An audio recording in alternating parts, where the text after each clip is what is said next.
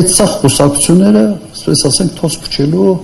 ինչ-որ անտուրաժ ստեղծելու, տպավորություն ստեղծելու մասին է, որ խոշոր, երկարատև, այդպես պրոյեկտների մասին եք մտածում, Հայաստանի ապագան պայծառ է, դիվերսիֆիկացված եւ այլն, այսօր չկա։ Պարապ խոսակցությունը։ Միայն կրկնեմ, մոդուլային աշխատող կայան լիցենզավորված ունի Ռուսաստանը։